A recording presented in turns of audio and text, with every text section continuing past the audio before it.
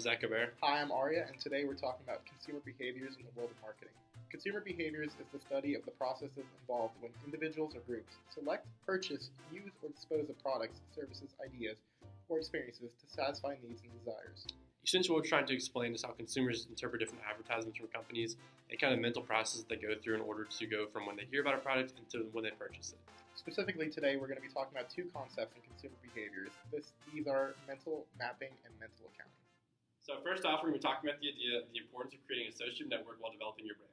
Before we kind of delve into this topic, though, we need to understand two main important concepts. The first of those concepts is the brand itself. And as we know, a brand is a name, term, sign, or symbol, or design, or a combination of them intended to identify the goods and service of one seller or a group of sellers and differentiate them from those of the competition.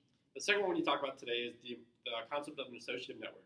So an associative network is a memory system that organizes individual units of information according to some sets of relationships, which may include concepts such as brands, manufacturers, and stores.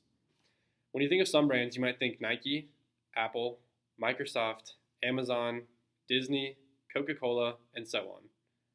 These brands all come to mind because we see them, use them, or hear about them on a daily basis.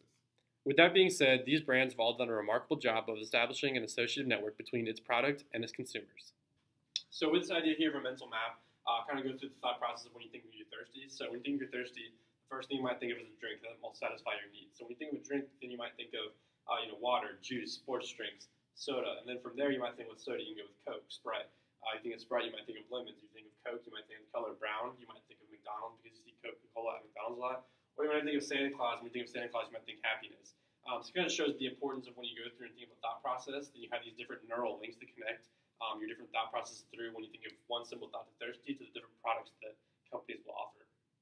With mental mapping, though, you want to be careful because if consumers think about the wrong things about your brand, it might hurt your overall brand impression. For example, if a consumer thinks your Coke and you're linked to McDonald's, they might think that's unhealthy and think your soda is unhealthy. Or if you're in the juice industry and a lot of consumers see juice as artificial, that can hurt as well. Next, we're going to talk about mental accounting. So mental accounting is the idea of how we as consumers understand and think about our money and how we spend it. Basically, understanding mental accounting is key for marketers to really understand how consumers think.